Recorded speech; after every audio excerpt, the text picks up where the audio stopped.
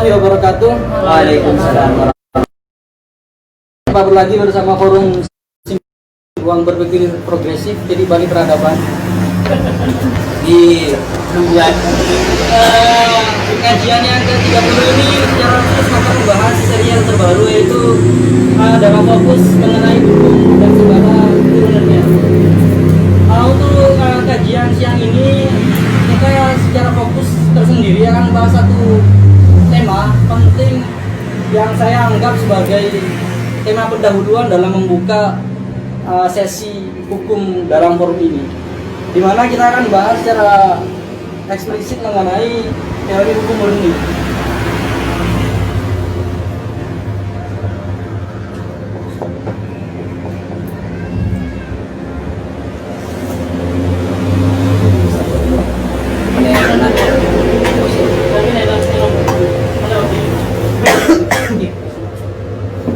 Baik, saya sampaikan secara khusus bahwasanya biasanya dalam diskusi saya akan menitik beratkan kepada dialektika antar. Saya akan memberikan suatu pertanyaan grand question. Jadi yang bisa ditanyakan oleh seluruh hadirin. Itu tujuan penting dari forum ini. Soalnya kalau misalkan materi disampaikan secara inklusif atau disampaikan secara holistik, maka sesungguhnya pertanyaan itu tidak dibutuhkan lagi, dan itu bukan inti dari diskusi ini. Saya akan mulai ya. Teori hukum murni. Jika kita membahas teori hukum murni, maka kita tidak boleh melupakan bahwasanya dalam teori hukum murni ini termasuk dalam aliran, kalau dalam hukum disebut sebagai positivistik hukum. Ini alirannya.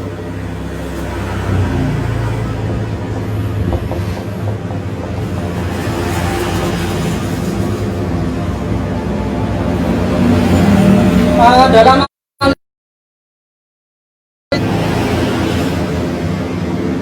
itu terdapat dua teori besar yang saling kontradiksi antara satu dengan yang lainnya. Salah satunya adalah teori hukum murni dan juga satunya adalah teori positivistik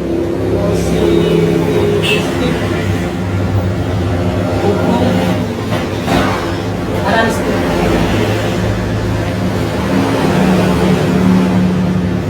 Jika teori hukum murni dicetuskan pertama kali oleh Hans Kelsen,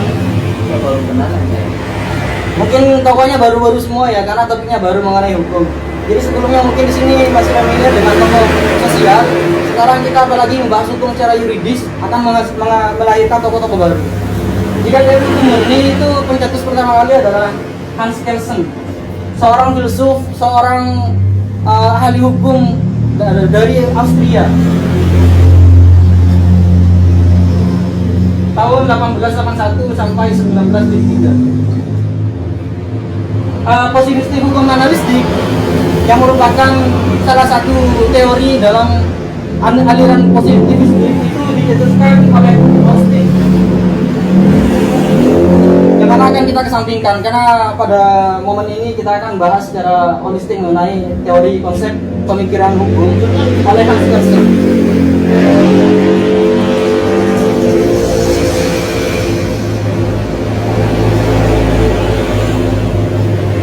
Sebenarnya aliran positivistik ini itu memiliki tokoh besar, namanya Immanuel Kant.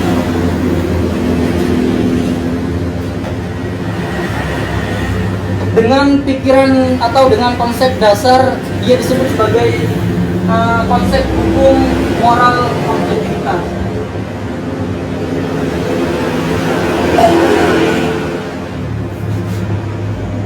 Ini adalah pencetus aliran positivistik. Jika kita turun lagi lebih atas, sebenarnya aliran positivistik ini lahir untuk mendobrak aliran sebelumnya, yaitu aliran hukum alam.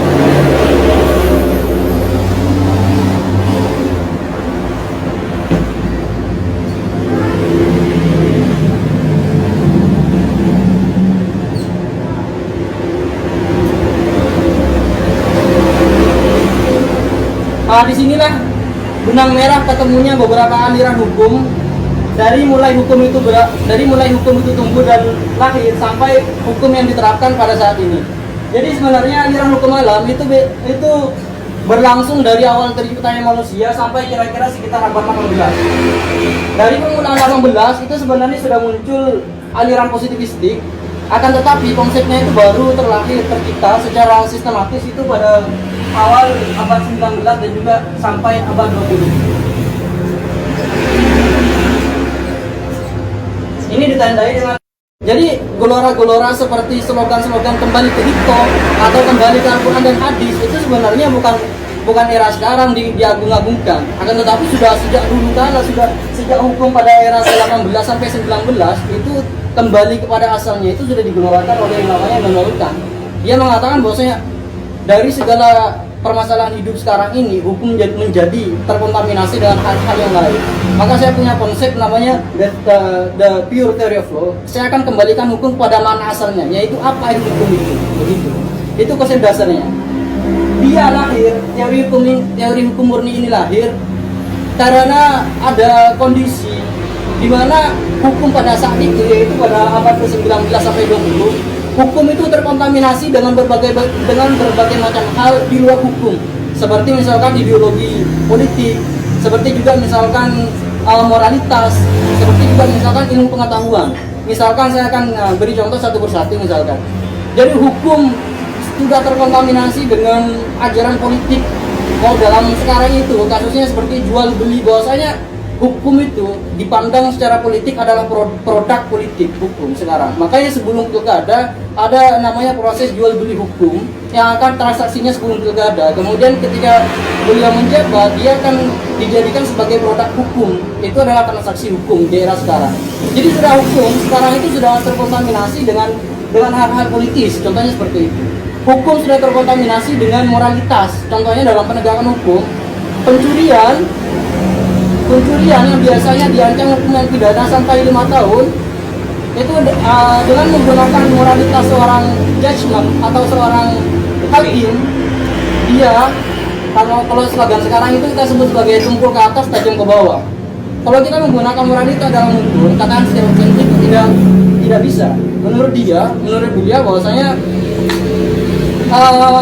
hukum itu harus terlepas dari itu. Konsekuensinya adalah dia bisa saja tersangka itu dijatuhi hukum di luar apa yang ada di hukum.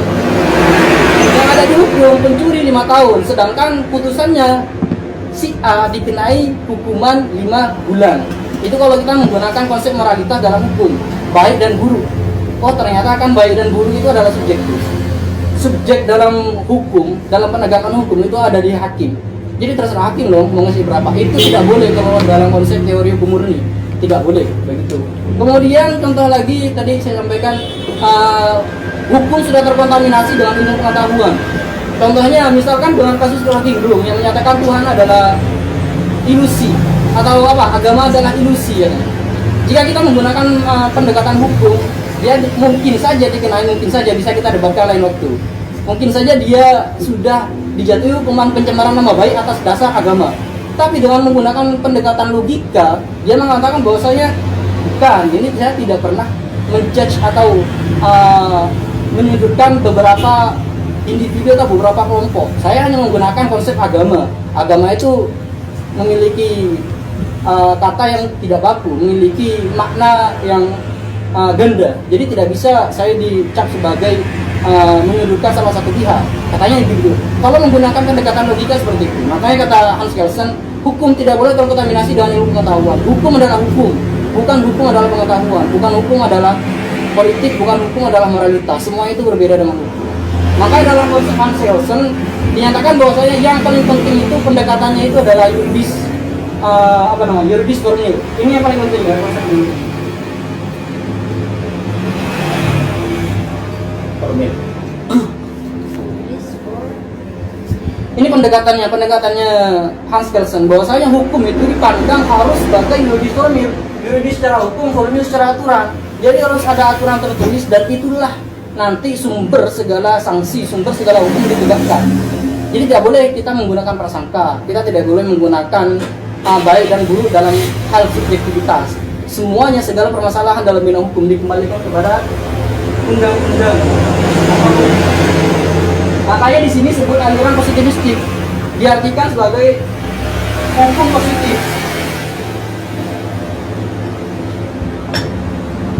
Hukum positif dalam Indonesia, dalam negara kita adalah hierarki berikut dari UUD sampai di bawah Perda kota. Nanti sebenarnya ada teorinya Hans Kelsen tentang hierarki perundang-undangan, cuman kita sebenarnya tidak bahas karena kita hanya fokus di teori hukum murni. Ada sebenarnya banyak juga tentang itu. Nah ini makanya itu disebut sebagai aliran positivistik. Karena kenapa? Karena dulu sejak aliran hukum alam itu berlaku, seluruh hukum itu dipandang sebagai konsep ketuhanan, konsep keyakinan. Jadi semuanya itu diatur berdasarkan ada yang menganut animisme, berarti kepercayaannya kepada benda-benda atau kepada roh. Ada yang menganut keyakinan dalam konsep agama, berarti hukumnya itu landasannya agama. Itu adalah ketika masa pertengahan ke bawah. Sejak masa pencerahan dalam bidang hukum maksudnya ya. 18, 19, 20. Nanti kita bisa bukan lagi pencerahan bidang lain. Dalam 18, 19, 20 konsep hukum tersebut ditariklah kepada konsep negara modern. Jadi sejak kehadiran negara modern, bukan negara klasik, kalau negara klasik ada sendiri. Negara modern itu ciri khasnya adalah memiliki konstitusi. Dalam konsep negara modern barulah disusun namanya undang-undang, barulah disusun namanya peraturan. Itulah konsep itulah yang disebut sebagai aliran positivistik. Jadi sejak aliran positivistik inilah nantinya seluruh peraturan perundang-undangan itu materi.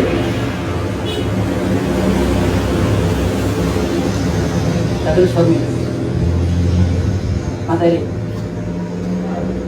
Hukum formil adalah hukum yang tertulis, hukum yang diakui oleh negara. Hukum material adalah hukum irasional, kata Hans Kelsen. Hukum irasional, hukum material tidak bisa dijadikan pedoman dasar untuk menegakkan hukum karena dia sifatnya irasional, hanya bersifat ideologis dan tidak termasuk dalam hukum. Hukum adalah hukum, bukan hukum adalah ideologi dan lain sebagainya. Kata Hans Kelsen. Jadi pendekatan Hans Kelsen berlaku kepada yuridisme pendekatannya. Begitu. Kemudian teori hukum murni itu hadir dua teori sebelumnya. Yang pertama adalah teori hukum analitik dari Austin. Yang kedua adalah teori dari Immanuel Kant tentang moral objektivitas. Secara sederhana, positivistik dan juga moral objektivitas itu memiliki kesamaan. Dua-duanya berpedoman kepada hukum positif. Yang berbeda adalah cara menafsirkannya. Dalam teori positivistik hukum analitik, itu Austin mengatakan bahwasanya hukum adalah perintah dari penguasa. Jadi hukum undang-undangnya ada, tapi penegakannya harus melewati penguasa. Jadi hukum itu hanya sebagai simbolik. Penegakan hukum sebenarnya itu adalah corong dari penguasa. Begitu berawal dari hukum positivistik, hukum analitik. Yang kedua, dari sini, dari Immanuel Kant, moral objektivitas. Sama-sama berpedoman kepada hukum formil, yaitu undang-undang, tapi penafsirannya menggunakan objektivitas moral. Jadi apa yang terjadi sebenarnya di lapangan. Jadi bisa saja hukum itu berubah yang ada di undang-undang, tapi berpedomannya pada objektivitas moral. Objek dalam hukum adalah masyarakat. Dan moral adalah tolak ukurnya. Jadi menggunakan tolak ukur moral dalam menganalisa objek hukum itu adalah teori hukum moral objektivitas. Perbedaannya apa yang kedua ini? Jika ini berpedoman kepada masyarakat sebagai objek hukum, ini berpedoman kepada subjek hukum yaitu penguasa sebagai penegak hukum. Itu perbedaannya. Sama-sama menggunakan hukum formil, perbedaannya pendekatannya masyarakat, ini perbedaannya pendekatannya penguasa. Teori hukum murni hadir untuk mengkritik kedua teori ini karena tidak relevan ya. Dalam konsep teori hukum murni disebutkan bahwasanya tidak bisa hukum itu disebut perintah. Kalau ini kan katanya perintah penguasa, tidak bisa. Katanya Hans Kelsen tidak seperti itu. Hukum tidak boleh dijadikan alat propaganda dari penguasa. Kemudian bilang ini, hukum salah satu konsep Hans Kelsen yang paling penting. Hukum tidak terlibat dengan keadilan. Makanya di sini nggak perlu adil ke masyarakat. Yang penting hukum itu ditegakkan selesai. Makanya Hans Kelsen hadir untuk mengkritik dua teori ini. Yang pertama mengkritik teori Austin, mengatakan bahwasanya hukum tidak boleh dijadikan perintah propaganda dari penguasa. Yang kedua, dia mengkritik teori Immanuel Kant tentang moral objektivitas, bahwasanya hukum tidak boleh bergantung kepada keadilan. Karena kenapa? Karena menurut Hans Kelsen, keadilan itu ada dalam tatanan ideologis. Dia tidak bisa ditafsirkan secara rasional. Kata Hans Kelsen dilanjutkan, jika keadilan itu terpaksa akan ditafsirkan secara rasional, maka dia bukan keadilan. Dia akan menjadi kemauan, atau dia akan menjadi suatu maksudnya akan berkubu-kubu. Tidak ada konsep dalam rasional, kata Hans Kelsen. Jika terpaksa keadilan dirasionalkan, maka yang ada hanya pertentangan-pertentangan. Karena tidak ada yang bisa menafsirkan keadilan itu seperti apa dalam hukum. Kalau dalam sosial mungkin kita bisa bahas lagi. Tidak ada. Kalau dalam hukum, kata Hans Kelsen ya, tidak ada yang benar-benar adil dalam hukum. Yang paling adil adalah menegakkan hukum itu sendiri. Jika hukum itu ditegakkan sesuai dengan rambu-rambu yang ada di undang-undang, selesai itu. Makanya Hans Kelsen mengkritik teori dari moral objektivitas. Saya mengatakan bahwasanya keadilan ada di tengah-tengah masyarakat. Tidak, kata Hans Kelsen. Keadilan ada di undang-undang. Kita nggak boleh mencampur adukan antara keadilan dan hukum. Keras pemikirannya. Begitu ya. Kemudian kita lanjut. Saya akan turunkan lagi dari Yudis Surmil. Kalau dalam penelitian hukum, biasanya di latar belakang itu akan diuji pertama kali mana das Solem, mana das Sein. Solem itu yuridis, Sein itu empiris. Maaf saya ulangi, Solem itu normatif, Sein itu empiris. Jadi begini maksudnya. Teori Hans Kelsen itu hanya ada dalam ruang Solem. Solem itu normatif, hanya dalam ruang undang-undang tertulis.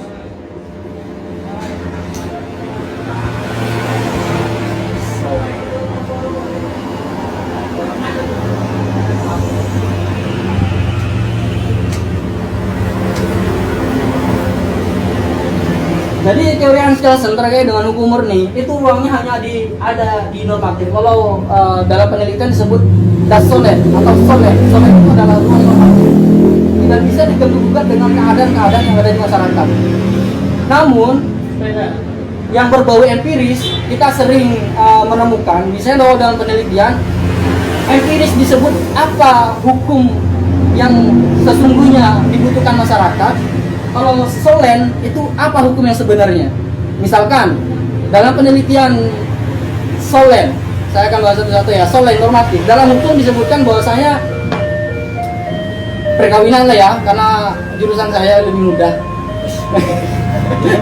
Misalkan Solem normatif. Secara normatif dalam undang-undang perkawinan yang terbaru yang direvisi tahun lalu disebutkan bahwasanya minimal nikah 19 cewek, 19 cowok. Ini revisi dari 74, 16 cewek, 19 cowok. Itu secara Solem, secara undang-undang tertulis. Tapi kenyataannya di tengah-tengah masyarakat ada yang kalau nikah tanggal umur 12 tahun, itu pertentangan terjadi antara Solem dan Muslim. Dan menurut ini yang terakhir, dalam ini untuk mengelompokkan saja. Dalam dunia hukum biasanya dikenal dua tipe. Biasanya yang pertama menegakkan ya, civil law dan juga common law. Kalau mana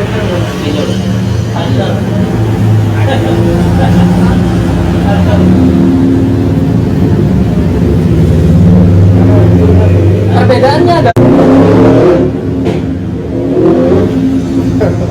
Civil law punya ciri khas utama adalah bahwasanya penegakan hukum dalam suatu negara harus berdasarkan pada undang-undang tertulis yang sudah berlaku dan ditetapkan. Kalau common law itu fokus kepada jurisprudensi. Kalau dalam hukum namanya jurisprudensi itu adalah bahwasanya tugas hakim itu tidak hanya menafsirkan undang-undang, tapi dia membentuk undang-undang baru. Gitu. Jadi ada undang-undangnya di sekarang kan. Undang-undangnya mengatakan mencuri dihukum diancam hukuman 5 tahun penjara. Tapi ketika itu ada satu kasus di mana dia tidak layak untuk dihukum sebegitu. Maka hakim waktu itu menyatakan bahwasanya saya putuskan kamu bersalah dan akan dihukum selama 3 tahun penjara. Dan putusan itu akan diikuti oleh perkara-perkara setelahnya yang memiliki cerita-cerita hukum yang sama persis dengan itu. Jadi hakim itu selain menafsirkan undang-undang, dia juga punya hak untuk membentuk suatu undang-undang baru. Itu dalam common law. Ini adalah ciri pokok dari pemikiran Hans Kelsen. Semuanya harus berlandaskan kepada hukum tertulis. Common law ini terletak kepada Immanuel Kant dan juga aliran positivistik hukum analitik seperti yang saya bahas tadi. Dia ada hukum tertulisnya, cuma dia tafsirkan kembali. Tapi dia condongnya kepada pemerintah, dia condongnya kepada masyarakat. Begitu. Pertanyaan dasarnya adalah negara manakah sekarang yang menggunakan sistem civil law? Negara manakah sekarang yang menggunakan sistem common law? Tidak ada sama sekali. Tidak ada. Semuanya sekarang, dua-duanya dipakai. Dan itu identik satu dengan yang lain. Ketika pertama kali lahir konsep ini, civil law itu biasanya dipakai oleh Anglo-Saxon. Kalau diuntung namanya Anglo-Saxon. Bukan, yang common law Anglo-Saxon. Terus yang civil law namanya Eropa kontinental.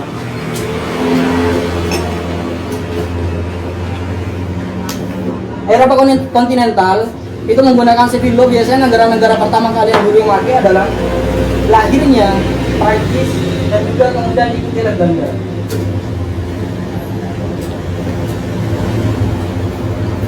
Ininya adalah dia ada hukum tetap.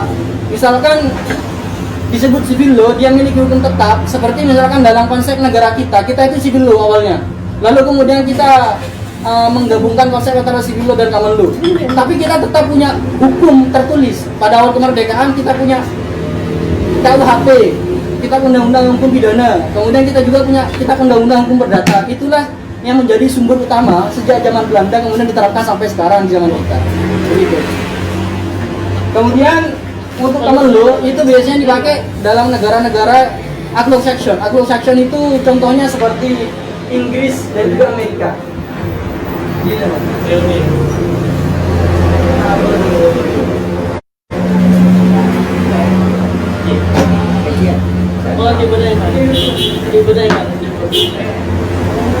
Pas mare. Oke, Mas. Sorry, Mas. Nah, ini yang terakhir. Common law itu biasanya dipakai oleh negara-negara yang bertipe Anglo-Saxon namanya kalau dalam hukum. Dia itu contohnya Inggris dan juga lahirnya di Inggris kemudian dipakai oleh Amerika. Karena memang Inggris dan Prancis itu memiliki sejarah yang amat besar terhadap perkembangan hukum yang ada di dunia. Jadi dua konsep dasar hukum di dunia itu patokannya ke Inggris dan Prancis. Inggris adalah common law dan Prancis civil law. Semuanya memiliki. Jadi di common law itu pokok utamanya bukan kepada undang-undang, pokok utamanya kepada hakim. Hakim berwenang untuk menindak seluruh perkara atas dasar subjektivitas dirinya sendiri. Kalau dalam civil law tidak. Iya, subjektivitas dikembalikan lagi pada undang-undang, tidak boleh ditafsirkan di luar undang-undang. Begitu. Dan memiliki sifat yang berbeda-beda. Kalau ini cenderung kaku yang civil law, kalau yang common law tergantung luas.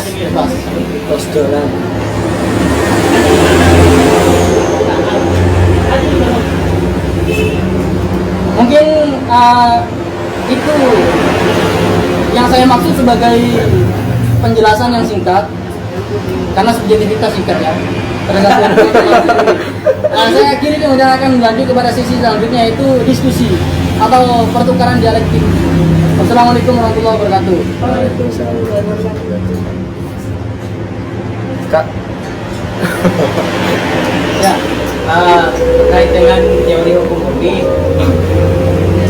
mungkin keterbatasan pemahaman saya melihat dari pertama dimulai sampai sekarang masuk ke sesi pertanyaan teori hukum murni. Saya lebih setuju dari penjelasan pertama sampai akhir itu bukan pada teori hukum murni. Saya lebih setuju pada sejarah teori hukum murni. Teori hukum murninya sendiri itu saya belum mendapatkan begitu. Mungkin seperti itu. Mungkin saya lebih mendapatkan penjelasan dari awal sampai akhir itu tentang sejarah teori hukum murni, bukan pada teori hukum murninya itu sendiri begitu. Jadi kalau menurut saya dari segi sejarah teori hukum murni itu sangat jelas dari generasinya, kemudian akarnya, kemudian perbedaan-perbedaannya. Nah, sekarang teori hukum murninya itu seperti apa? Mungkin ada contohnya dan bagaimana dan perkembangannya ya terutama di sini di Indonesia. Ini jurusan hukum. hukum murni. Ya, saya langsung nyambung ya. Mungkin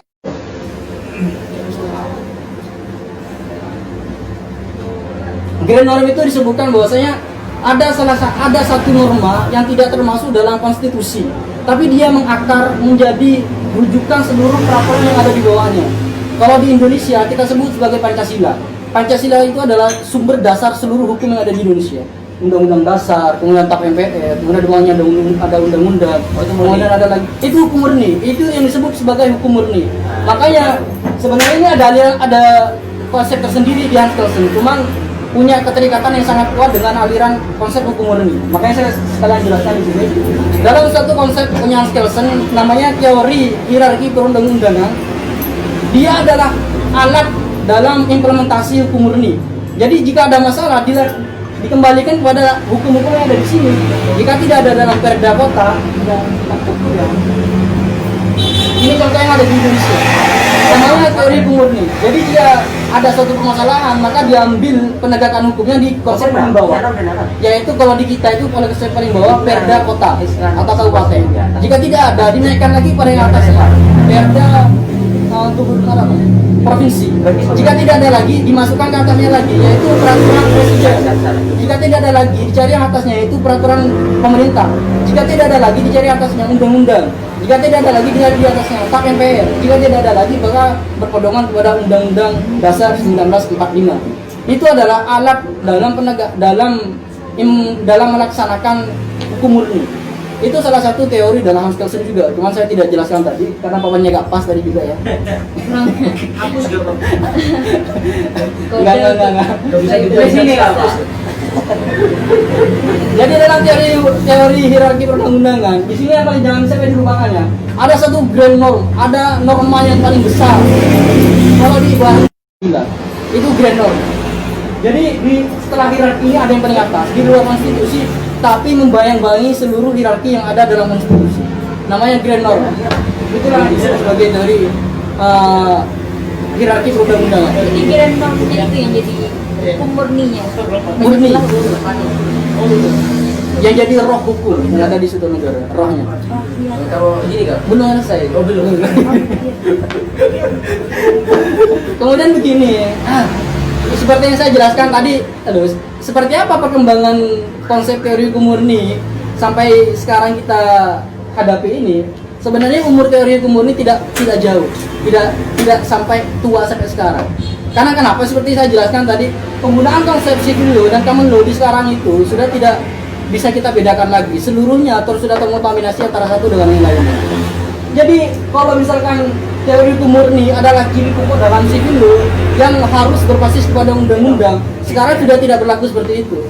Karena seluruh persoalan, apalagi persoalan dinamisme hukum itu tidak bisa diselesaikan dengan cara undang-undang semata. Maka dengan itu saya dapat simpulkan teori hukum murni tidak memiliki usia yang panjang. Teori hukum murni hanya selesai pembahasannya dalam abad ke-19 dan 20. Di abad 21 kita sudah meninggalkan itu dan sudah terkontaminasi antara civil law dan common law.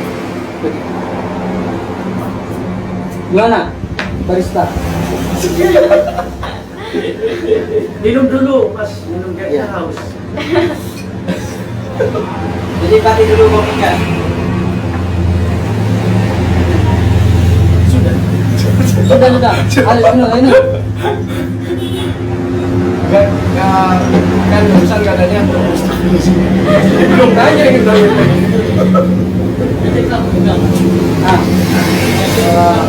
Sebenarnya agak terjawab sudah sedikit tentang masalah terkontaminasinya antara civil law sama common law.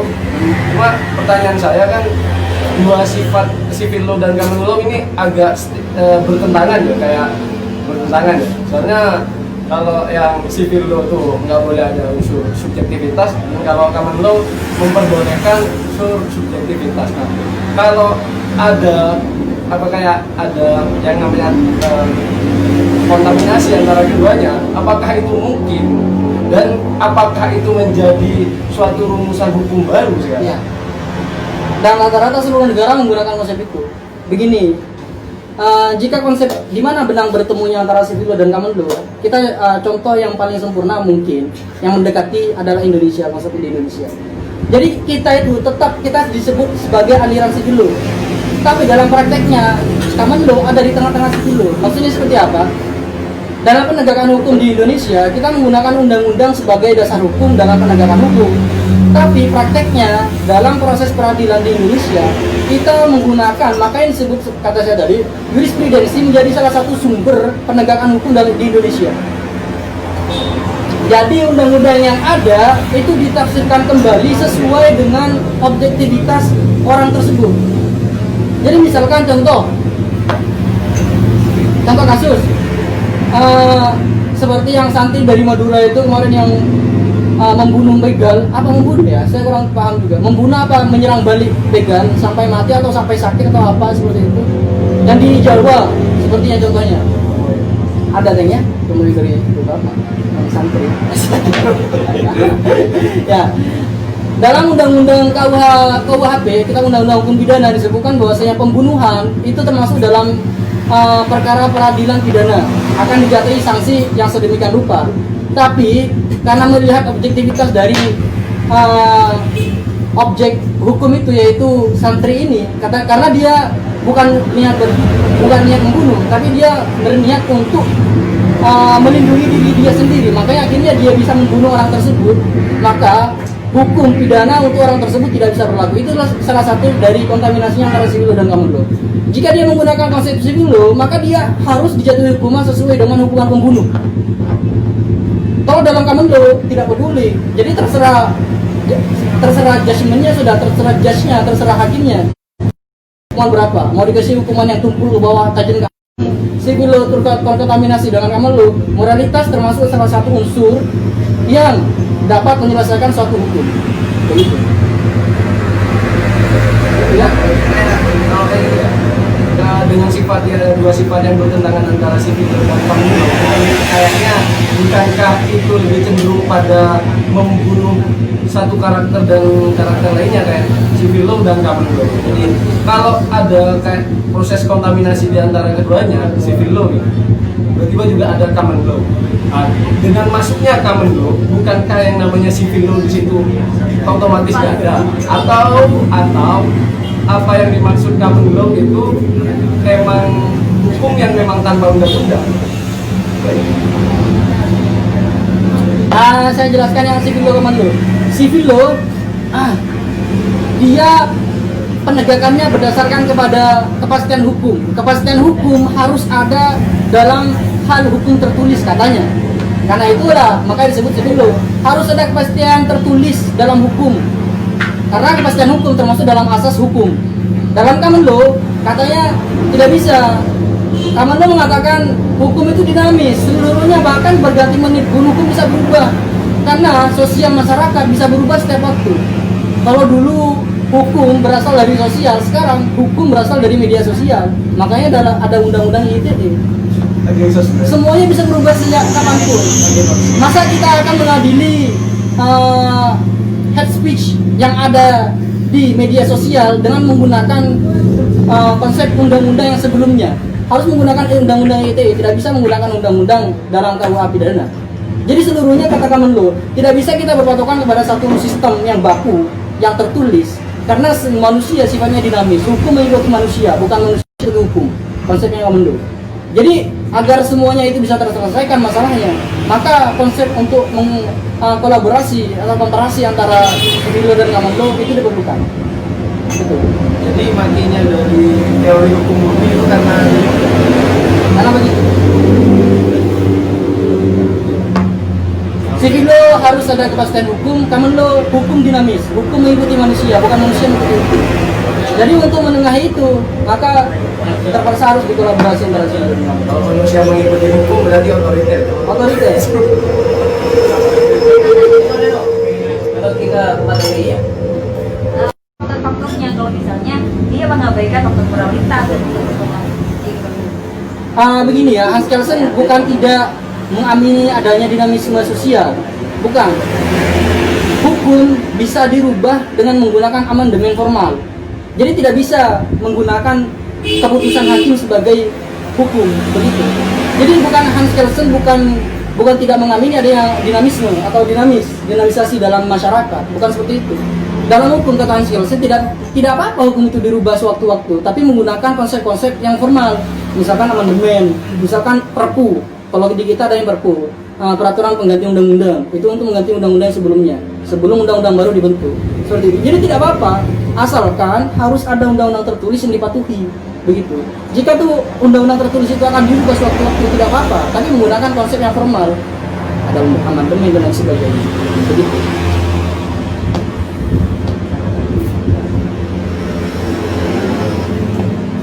Yang menjadi faktor untuk integrasi sebenarnya kan bisa juga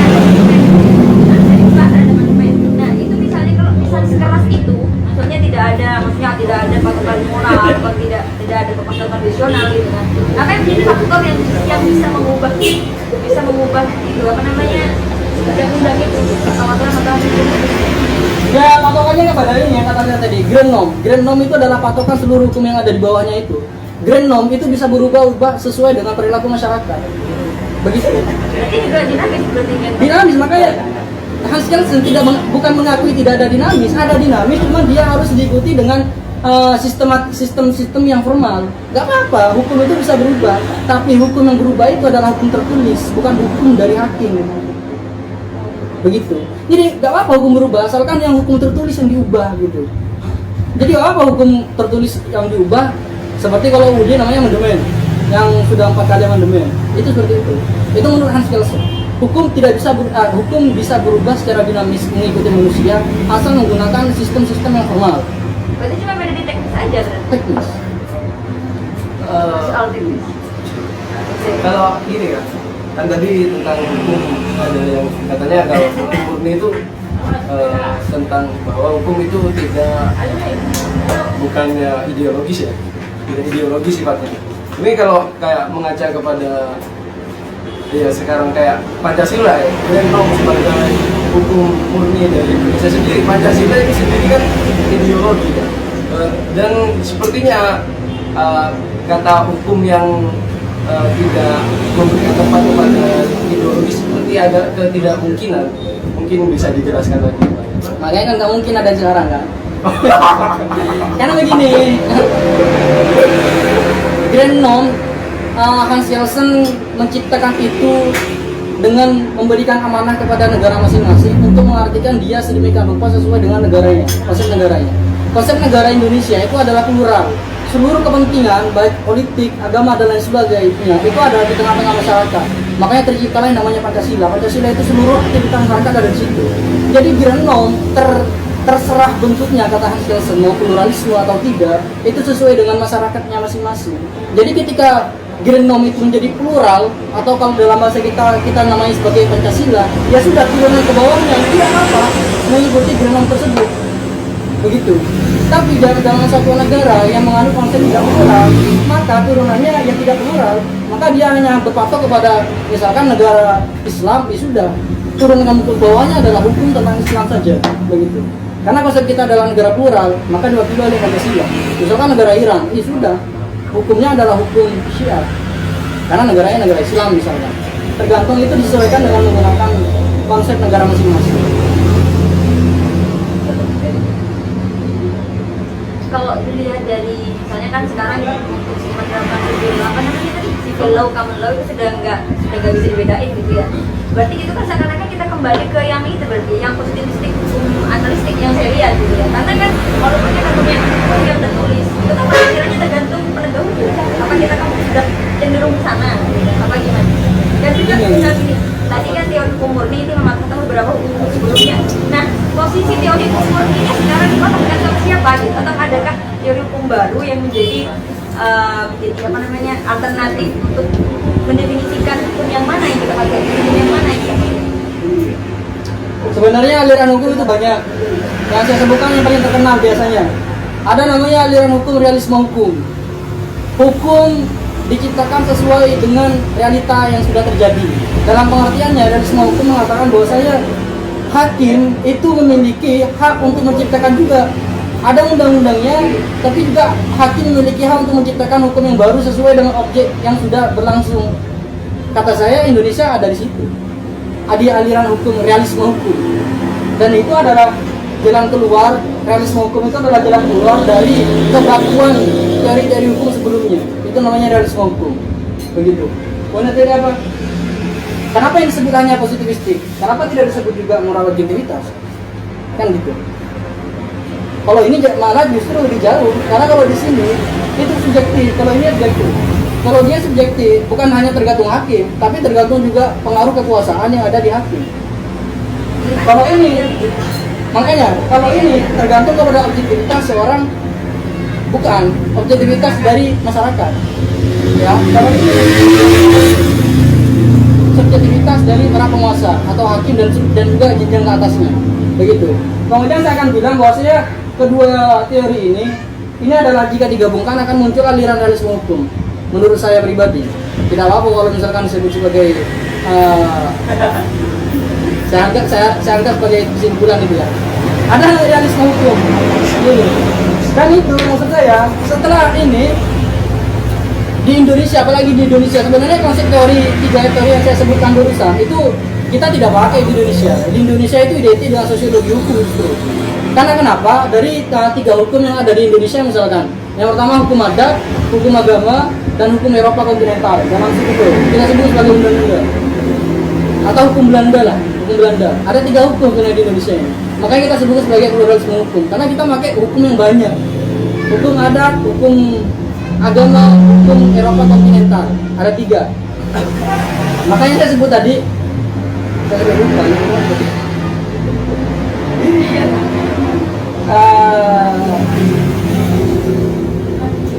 Apa ya? Minum dulu.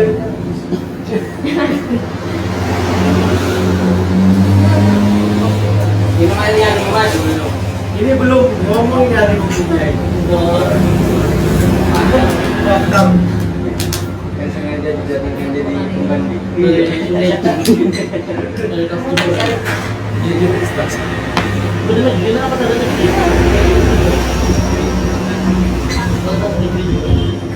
Kalau anu nggak? Kalau menurut Nanti nyambung lagi pada kalau caranya dulu. Kalau menurut sampean kalau hukum Islam itu lebih cenderung kepada sipil apakah dulu atau Baru dijawab dua-duanya, nggak bisa. nggak bisa. karena pertanyaannya lebih cenderung jadi nggak bisa. Kalau yang mana masih bisa dua-duanya. Kalau lebih cenderung nggak bisa, harus pilih satu dong. Repot. Sebenarnya gini, dalam tataran konsep hukum yang paling dasar itu tetap hukum itu mengikuti sosial masyarakat. Makanya kita sebut sebagai hukum dinamis. Itu pun juga berlaku di Islam. Makanya kita kenal beberapa sumber hukum, ada Al-Quran, hadis, ijma, ijtihad dan lain sebagainya. Kenapa ada sampai berbagai macam sumber hukum itu? Karena hukum Islam dengan Al-Quran dan hadis tidak bisa menjawab seluruh persoalan yang ada di manusia. Bagaimana Islam menjawab persoalan undang-undang ITE tentang media sosial? Kalau dulu gak ada media sosial, maka Kan baru dosa. nggak bisa karena Semua harus dihukumi. gimana? Semuanya harus diyuridiskan. Gimana? Semuanya itu harus diyuridisasi gitu. Harus Diyuridisasi. harus diyuridisasi. Enggak, ada yang enggak harus hukum adat. Enggak harus. Hukum adat itu hukum yang ada berkembang di tengah-tengah masyarakat. Yang Yang ini tertulis kan belum ada kan? enggak, ada yang tertulis, ada yang tidak tertulis. Ada yang tertulis. Tergantung yang Jika tidak tertulis, iya tergantung dengan adat dan budaya masing-masing daerah. Jika tidak tertulis, seluruh persoalan hukum dikembalikan kepada ketua adat atau kepala desa yang ada di situ. Jika dia tertulis, dikembalikan kepada hukum yang tertulis. Contohnya adat yang tertulis Pak. Adat yang tertulis saya tidak tahu, ada itu biasanya ada di Minangkabau. Contohnya, biasanya yang menurut hukum sampai sekarang, yang Aceh, kental, Aceh dan lain sebagainya. Jogja.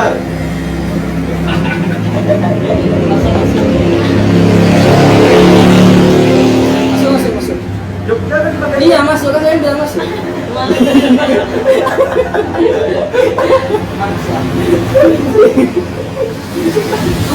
Karena tadi bicara apa disangkut pautkan dengan sosial. Iya, iya. Antum pendidikan. Oh ya enggak, sosial juga. Jangan wafat. Oh. Hanya Iya, iya. jalan kecil tapi jalan besar. Saya klarifikasi, saya tarik kembali aja. Ya, terus. Ada istilah kalau kerja dosen itu kan anonim. Apa? Anonim. Anomali, Anonim. anonim, Anonim. anomi.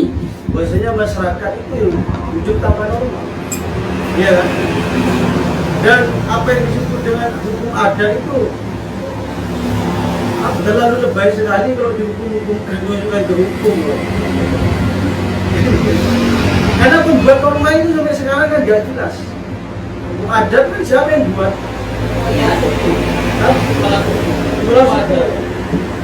Masa? Iya. Sebenarnya gini, mungkin saya agak skeptis kalau ada yang mengatakan bahwasanya kita tidak butuh hukum. Karena begini, mungkin dia tidak mengenal istilah hukum, tapi dalam kehidupannya dia sudah berkecimpung dengan hukum. Karena kenapa? Hukum pada dasarnya dalam ilmu hukum alam ya, dia tolak ukurnya adalah kausalitas, sebab akibat. Jika kamu mencuri, sudah kata-kata istilah potong tangan, itu hukum. Tapi mungkin dia tidak sadar. Misalkan, Kalau kemudian nggak ada hakimnya, loh makanya ya udah hukum alam itu. Kalau misalnya dia, makanya kalau nggak ada hakimnya dikembalikan ke ada. Kalau dulu ya, jadi harus ada yang diberi tanggung jawab untuk menyelesaikan itu. Makanya itu ada hakim. Dalam konsep efektivitas Sujono Suranto, penegak hukum termasuk dalam salah satu salah satu faktor efektivitas hukum itu berlaku.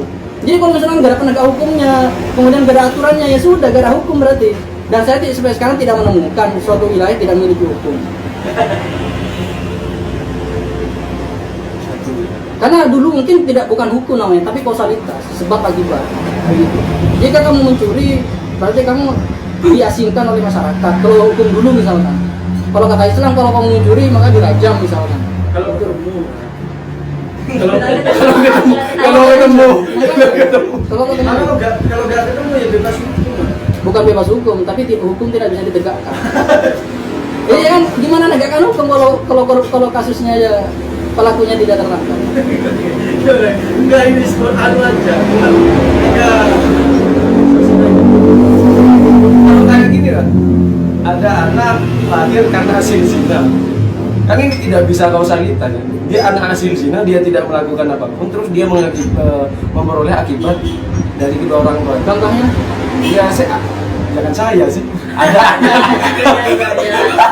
Oh, contoh waris gitu ya. Iya, ada anak dia hasil zina gitu. Atau dia hasil Hasil dari zina? Iya. Semuanya pasti zina sih, cuma zina kan belum nikah gitu ya. Ya, Zina setelah nikah ada zina muhsan namanya. ya hasil kawin lah. Ya sekali.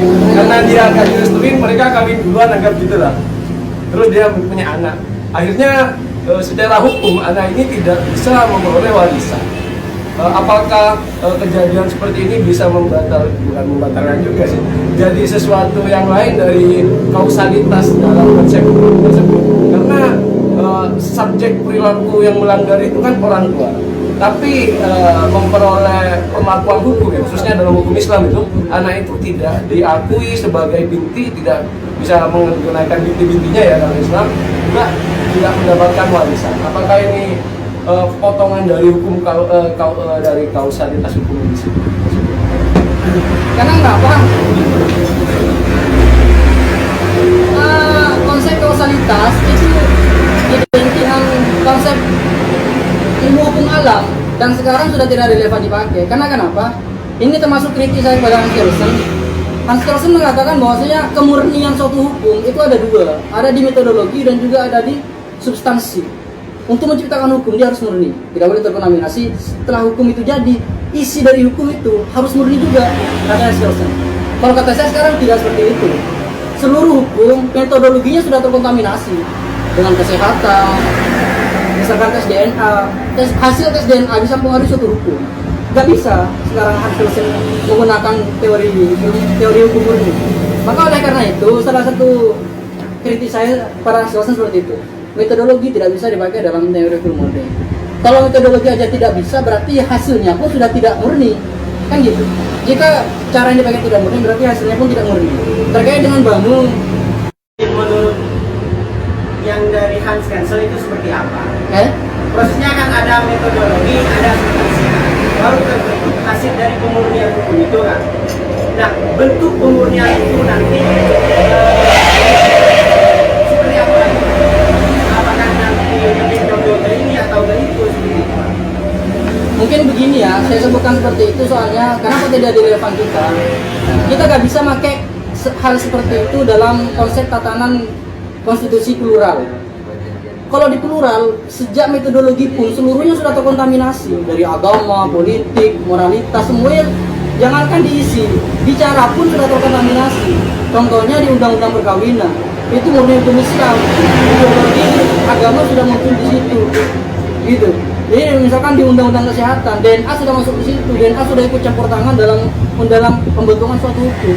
Makanya dalam suatu tatanan konsep pluralisme hukum, hal seperti ini tidak bisa dibahas kembali begitu.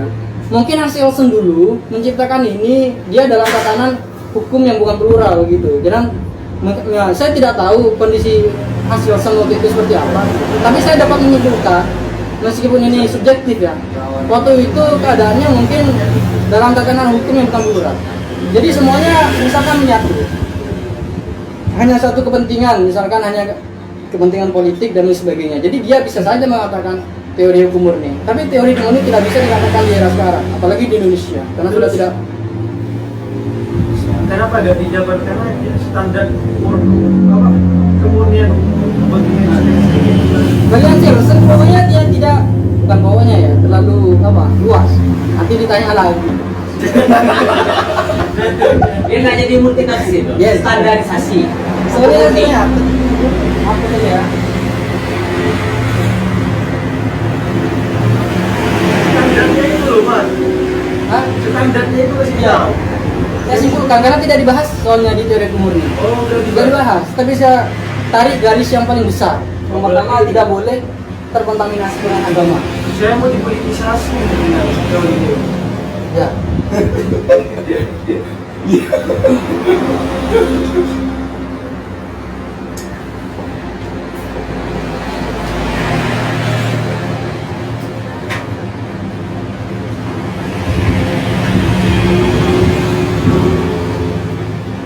Nah begini, pokoknya teori konsep besarnya seperti ini. Jadi nanti turunannya ada kapal kiri misalnya ada sosial, ada politik, ada kesehatan, dan lain-lain, ekonomi, dan lain-lain. Agama ada di tataran ideologi. Sedangkan animisme adalah ada dalam tataran hukum alam yang sebelumnya saya jelaskan. Maka kan dia mengkritik panggil.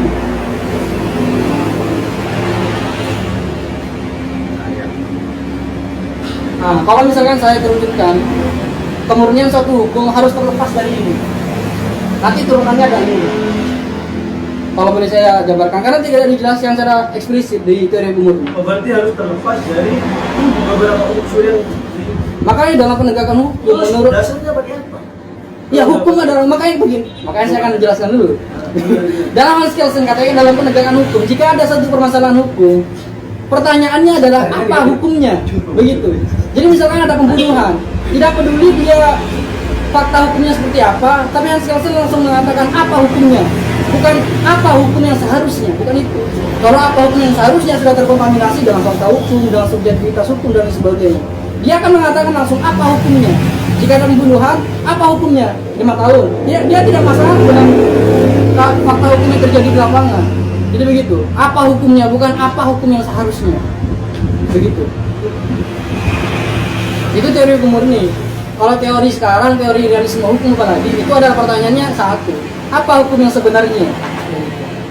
Hukum yang sebenarnya bukan ada di yuridis, tapi ada di empiris. Makanya ada sosiologi hukum. Ada tokoh pembaruan Sucipto Raharjo menggunakan hukum progresif. Oh, itu lebih luas lagi. Jangan diperluas dulu. Oh iya, Sedikit dulu biar saya agak lebih mengenal pada intensi ini. Ya seperti ini.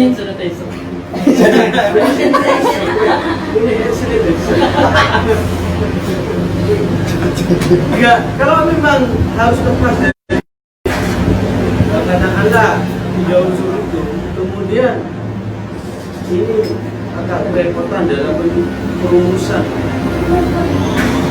Nah, dalam perumusan dasar perumusannya itu harus dari mana? Ke hukum, dari hukum kembali ke hukum, bukan dari masyarakat kembali ke hukum. Begitu. Jadi misalkan ada, kalau Hukum kan produk. ya produk dari apa? Ada di produk dari agama, dari Oh nggak bisa katanya. ada dari Enggak gitu kemudian katanya. otoritas bisa kayak negara apa hukum ada. Iya maksudnya. Kalau kemudian murni tebus dari itu, maka produknya siapa itu? Produk yang pemerintah tetap, dia Oh, konstitusi negara. dia Oh, berarti negara tetap tetap. produk negara. Oh iya, dia produk negara. Cuman kata saya tadi Hans Kelsen itu hanya terbawa dalam 2 hal, metodologi dan juga substansi. Dalam metodologinya, dalam menciptakan suatu hukum harus terlepas dari ini.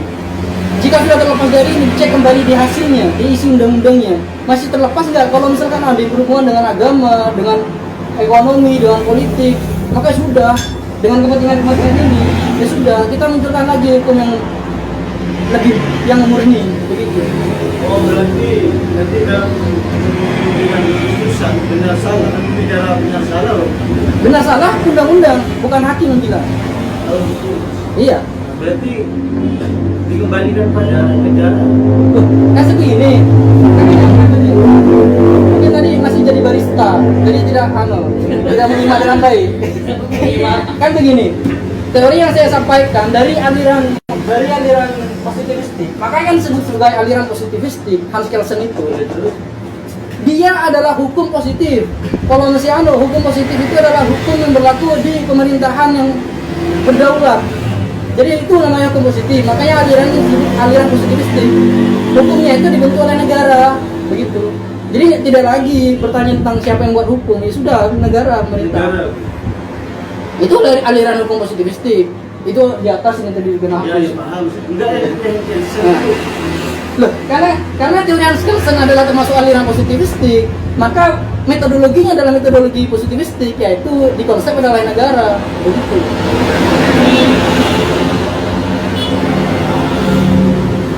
Seperti negara sosialisme agama, sebenarnya teori hukum murni dari Hans Kelsen itu merupakan agenda hukum internasional yang tidak akan pernah terrealisasi.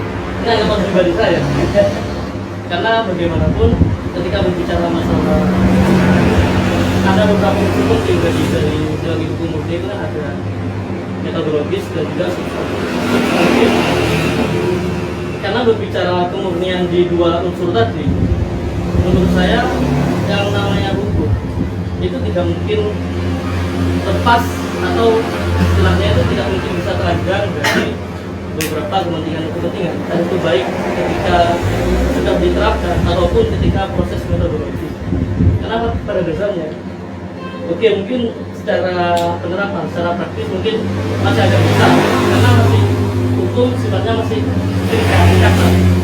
Namun dari masalah substan, dari masalah metodologis, menurut saya tidak akan pernah bisa telanjang yang namanya teori hukum ini, karena pada dasarnya seorang para lawmaker atau istilahnya para pembuat hukum undang-undang itu tidak akan lepas dari latar belakang yang sudah yang melekat pada dirinya sendiri. Nah, itu ini sebenarnya ada agenda besar yang tidak akan pernah terrealisasi. Itu anggapan pribadi. Ya, saya setuju. Soalnya kan gini, saya kan tadi Hans Kelsen ini lagi metodologi ada dalam teori hukum murni. Karena dalam menciptakan suatu hukum sudah terkontaminasi dengan kepentingan-kepentingan yang lain, ekonomi, kesehatan. Kalau tidak terkontaminasi dengan hal seperti itu, maka hukum akan sampai kepada momen yang kaku. Dia tidak bisa menjawab persoalan yang ada di masyarakat. Bagaimana DNA, bagaimana menyatakan ini anak ini dan ini anak itu. Tidak bisa, hukum tidak bisa. Harus terkontaminasi dengan yang lain. Makanya itu salah satu kritik saya, dan juga salah satu kritik yang paling banyak disampaikan oleh para filsuf dan juga tokoh-tokoh hukum setelah Kelsen. Itu salah satu kritiknya. Makanya kan saya tanya tapi standarnya kan saya dulu di justice bahwasanya hukum itu murni itu kayak gitu. Nggak, kalau memang harus dilepas dari seperti itu memang susah. Ya susah. Kenapa dulu masih gampang, sekarang Sedangkan susah? empirik itu kan ada suku, ada politik, ekonomi dan sebagainya. Kenapa sekarang susah dan dulu gampang? Hasil mengatakan itu. Mungkin kalau sekarang nggak ada yang mencetuskan teori ini, karena nggak relevan. Mungkin berpikir ini pun tidak ada. Karena dulu persoalan tidak sedinamis seperti sekarang. Semuanya serba sederhana. Jadi kok mau mengatakan teori apapun bisa-bisa saja. Tapi pertanyaan besarnya kan, relevankah itu dipakai sekarang, kan begitu? Tidak relevan bagi saya. Begitu. Tapi terkait dengan faktor-faktornya ini tetap. Kita kalau bahas secara teori, berarti kita bahas secara akademik, ya udah ini hasilnya. Kalau kita bahas secara empirik atau kita bahas secara efektivitas, bahkan kata Hans Kelsen, efektivitas suatu norma bukan termasuk dalam teori ajaran hukum murni. Saya lupa sampaikan. Jadi dia nggak butuh efektivitas. Efektivitas yang ada di masyarakat hukum itu dia tidak peduli. Yang penting hukum dilaksanakan sebagaimana hukum itu sendiri. Kata Hans Kelsen. Keras memang. Keren banget ya. Dia nggak butuh adanya efektif atau tidak di masyarakat. Sesuai hukum yang ada, yaitu hukum tertulis, maka selesai. Itu namanya politik. Menurut saya Hans Kelsen lebih menekankan pada praktis saja, karena saya yakin dia itu yakin bahwasanya penerapan hukumnya akan kembali lagi pada hukum yang murni. Namun Hans Kelsen tidak memikirkan sebenarnya pembuatnya itu seperti apa dari berbagai bentuk. Jadi hukum itu yang dimakan. Tapi kalau saya setuju lah sama dengan Hans Kelsen. Bahkan iya enggak, soalnya kan seperti penamaan yang diberikan adalah teori hukum murni. Jadi menurut saya tujuan Hans Kelsen ini ya membuat teori ini bukan untuk diterapkan, tapi untuk sebagai acuan dasar penentuan pembentukan suatu hukum, bahwa hukum yang sebenarnya itu kayak gini. Karena untuk apa yang sebenarnya memang harus cuek pada apa yang terjadi itu, apa yang seharusnya maksudnya, apa yang seharusnya yang benar-benar kan dalam lingkaran kata murni memang harus cuek sama kata yang sebenarnya. Karena kata sebenarnya itu memang bisa nanti akan menghilangkan kemurnian dari apa kata yang seharusnya. Makanya jadi pemikiran teori dari hukum murni tersebut memang tidak diciptakan untuk diterapkan. Iya, memang tidak diterapkan karena memang tidak akan bisa diterapkan. Dan menurut saya, Kelsen itu tahu ini tidak akan bisa diterapkan karena memang dunia tidak bisa luput dari kepentingan. Tapi untuk sebagai pemurnian konsep lebih ke arah mungkin ke filsafat hukum murni ya. Kalau sudah masuk, tapi ini kayaknya lebih sudah masuk kepada ranah teori karena sudah teoritis. Ini hanya sebagai kayak batuan acuan pertimbangan suatu anggapan filosofis bahwa hukum yang murni ini seperti ini. Perihal ini diterapkan atau enggak ya enggak. Karena saat dia mempertimbangkan itu semua, maka penamaan hukum murni itu sudah gak pantas lagi. Jadi saya setuju, tapi memang tidak bisa untuk diterapkan. Tapi ini mengatakan apa yang seharusnya. Teori. Iya, Saya teori. klarifikasi dulu ya, itu diterapkan. Dan itu civil law, makanya saya bilang tadi civil law itu undang-undang pada dasarnya. Tapi sekarang sudah tidak bisa. Tidak bisa sekarang, dulu diterapkan, makanya kita kenal sebagai civil law. Seluruh hukum dikembalikan kepada undang-undang, tidak ada tafsiran selain undang-undang. Itu civil law. Mungkin saya ada yang terlupakan bagian terpenting dalam teori ini. Bahwasanya unsur yang saya sebutkan ini itu bukan unsur mutlak, tapi kepentingan agama, kepentingan ekonomis gitu. Jadi contohnya seperti ini. Bukan murni di ekonominya. Kalau murni di ekonominya, maka ketika membuat hukum tentang ekonomi, tentang investasi, maka gimana caranya? Enggak gitu maksudnya ya. Tapi itu terlepas dari kepentingan-kepentingan yang berbau ekonomis, yang berbau politis, yang berbau ideologis. Contohnya kalau berbau ekonomis, ada jual beli peraturan perundang-undangan. Saya investor, saya ketika pilkada Pamekasan misalkan Bandung, saya ngasih kamu biaya pilkada 50 miliar, tapi ketika kamu jadi nanti bikin undang-undang legalisasi ganja, saya akan naruh ganja. Seperti itu kan nggak boleh. Jadi hukum harus menggunakan kacamata hukum untuk membuat suatu hukum ekonomi, begitu. Tidak boleh ada jelas standar etik yang harus lepas dari motif yang satu paket. yes, itu maksudnya.